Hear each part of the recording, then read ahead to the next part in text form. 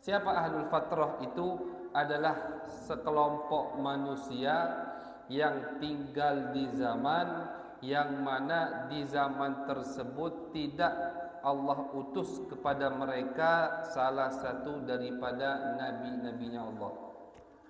Misalkan, kata ulama, ini diumpamakan sering dari zaman Nabi Isa sampai zaman Nabi besar Muhammad sallallahu alaihi wasallam. Itu kurang lebih 600 tahun. Selama 600 tahun itu Allah tidak mengutus satu rasul pun atau nabi. Tak kati. Jadi Nabi Isa itu nabi terakhir sebelum Nabi Muhammad sallallahu alaihi wasallam. Nah, orang yang tinggal di zaman dari Nabi Isa tentunya setelah zaman Nabi Isa sampai zaman Nabi besar Muhammad sallallahu alaihi wasallam, itu mereka semua selamat. Walaupun ajaran mereka kacau balau, walaupun yang mereka sembah Tuhannya tidak jelas, tapi karena mereka tidak terutus kepadanya utusan dari Allah Subhanahu wa taala, maka mereka tetap selamat. Ya, dalilnya itu di surat Al-Isra, Allah Subhanahu wa taala mengatakan, "Wa ma kunna mu'adzibina hatta nab'atha rasula." Kami, kata Allah, tidak akan menazab satu kaum, satu kelompok manusia sampai kami kirim kepada mereka utusan kami. Jadi selagi tidak ada utusan Allah, maka orang tersebut selamat, tidak akan diazab oleh Allah Subhanahu wa taala. Yaitu namanya ashab ahlul fatrah. Ya, masa istilahnya kosong kenabian di masa tersebut. Maka dari itu, kalau kita sudah paham kaidah ini, ya, kita sudah paham pemahaman ini, maka orang tua Nabi besar Muhammad sallallahu alaihi wasallam jelas selamatnya. Karena orang tua Nabi termasuk ashabul fatrah, termasuk orang-orang yang tinggal atau ada di zaman yang Allah tidak kirim nabi kepada mereka, maka jelas mereka selamat. Orang tua Nabi besar Muhammad sallallahu alaihi wasallam. Itu dalil yang paling standar, taruhlah, yang paling yang paling masyhur atau yang paling gampang dalil bahwasannya orang tua Nabi selamat, yaitu karena mereka termasuk kelompok yang tinggal di zaman yang Allah tidak kirim kepada mereka utusan-utusan dari Allah Subhanahu wa taala. Ya, soalnya banyak sekarang ini, ya, kita sering lihat di YouTube, di sosmed, orang itu gampang nian menisbatkan atau mengklaim orang tua Nabi masuk neraka. Gampang nian. Terus mereka ngotot. Ngotot itu kelihatan kayak benci. Naudzubillah min dzalik. Kalau masalahnya khilafiyah, jelaskan ada khilaf, tidak usah nak ngotot. Oh, ada khilaf begini. Kalau mereka menjelaskan khilafiyah, ya kita terima, kita balas juga dengan dalil. Mereka punya dalil, kita punya dalil. Tapi ini tidak, jelaskannya ngototnya, seakan-akan mereka itu yang punya neraka. Terus demennya orang tua Nabi masuk neraka. Gampang mulutnya tuh ngomong abawan Nabi finnar, orang tua Nabi di neraka. Naudzubillah min dzalik. Jadi sebelum kita baca dalil-dalil orang tua Nabi semua itu selamat masuk surganya Allah Subhanahu wa taala, dalil yang paling standar, yang paling umum, yang paling gampang, kita katakan kepada mereka bahwasanya orang tua Nabi termasuk kelompok yang dinamakan ahlul fatrah. Yang mana ahlul fatrah ini selamat, dalilnya dari Al-Quran. Allah mengatakan, wa ma kunna mu'adzibina hatta nab'atha rasula. Kata Allah, termasuk sifat adil Allah itu, kami tidak akan mengazab satu kaum sampai kami mengirim kepada kaum tersebut utusan-utusan kami. Itu dalil pertama untuk selamatnya kakek-kakek orang tua Nabi besar Muhammad sallallahu alaihi wasallam. Kemudian Ulama menyebutkan lagi beberapa dalil bahwasanya orang tua Nabi selamat, termasuk kata ulama ya semua orang tua Nabi itu mukminuna ya muwahhidunallah, semuanya iman, semuanya mengesahkan Allah Subhanahu wa taala. Jadi banyak ya kalau kita mau bahas dalil-dalil yang menjelaskan bahwasannya orang tua Nabi Muhammad SAW, kakeknya juga, nenek moyangnya sampai Nabi Adam itu semua orang-orang yang beriman kepada Allah Subhanahu wa taala. Ya sebagian ulama mengambil dalil juga dari ayat Al-Qur'an yang berbunyi wa taqallubaka fis sajidin. Allah Subhanahu wa taala ketika menyebutkan menghitung nikmat-nikmat yang Allah kasih, yang Allah beri untuk Nabi besar Muhammad sallallahu alaihi wasallam, kata Allah, wahai Muhammad, termasuk nikmat yang aku berikan kepadamu ya taqallubaka fis sajidin, perpindahan kamu di antara orang-orang yang sujud, orang-orang yang iman kepada Allah Subhanahu wa taala. Ya, di hadis lain kata Nabi Muhammad, pernikahan nenek moyangku itu semua adalah pernikahan Islam. Jadi umpama sudah ada ajaran Islam, pernikahan nenek moyang Nabi Muhammad itu sama dengan pernikahan Islam, sah menurut agama Islam. Artinya semua nikah dengan benar dengan ajaran Allah Subhanahu wa taala, tidak ada nikah dengan zina, tidak ganti. Kakek Nabi semuanya itu nikah dengan ajaran Islam. Kalau umpama sudah ajaran Islam, maka nikahnya itu seperti ajaran Islam. Wa ghairi dzalik minal ahadits al-balighah mablaghat tawatur. Dan banyak lagi dalil-dalil yang lain yang menyebutkan bahwasannya orang tua Nabi besar Muhammad sallallahu alaihi wasallam dan kakek nenek moyang Nabi itu semua termasuk an-najun, al-mu'minun, orang yang selamat, karena mereka semua termasuk orang yang iman kepada Allah Subhanahu wa taala. Tapi tadi ya dalil yang paling gampang, yang paling dasar istilahnya kita katakan kepada mereka bahwasanya semua kakek nenek moyang Nabi termasuk ahlul fatrah, kelompok yang Allah tidak kirim kepada mereka utusan-utusan Allah Subhanahu wa taala. Tapi ada riwayat juga, ini riwayat lebih ajib lagi ya, bahwasannya ya, innahu ta'ala ahyahuma hatta amana bihi ya. Allah Subhanahu wa taala menghidupkan orang tua Nabi besar Muhammad sallallahu alaihi wasallam sehingga orang tua tadi beriman kepada Nabi besar Muhammad sallallahu alaihi wasallam. Ini memang sanadnya dhaif.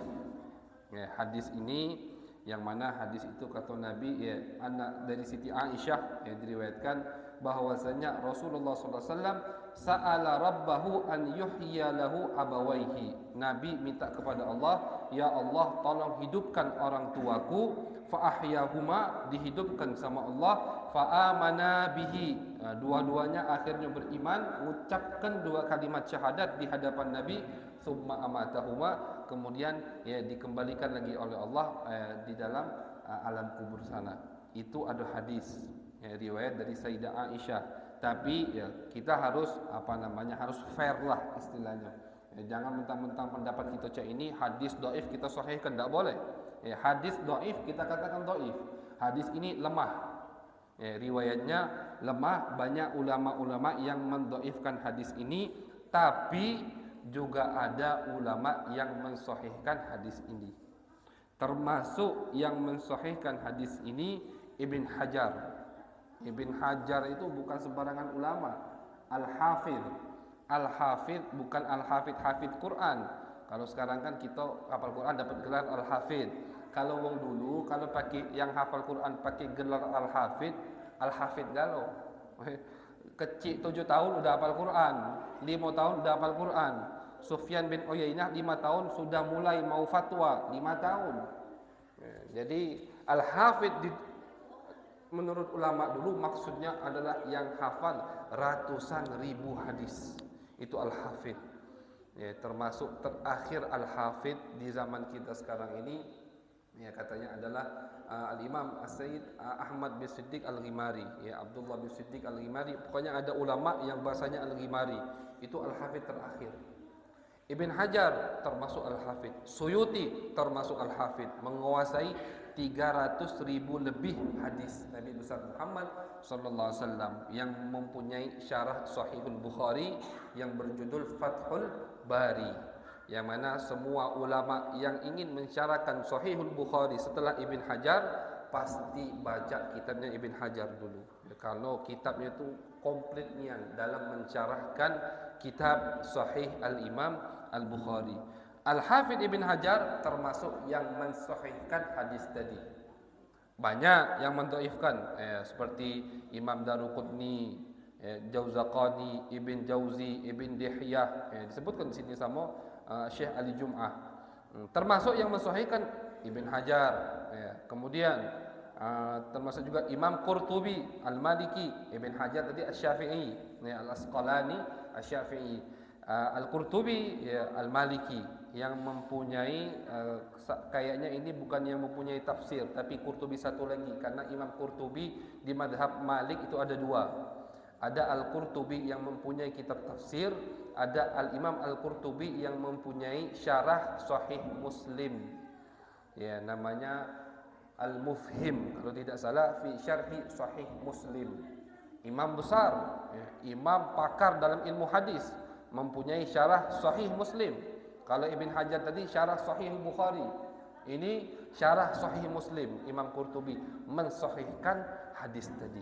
Hadis bahwasanya Allah menghidupkan kedua orang tua Nabi sehingga mereka iman kepada Nabi dan dimeninggalkan lagi atau dikirim lagi oleh Allah ke alam kubur sana.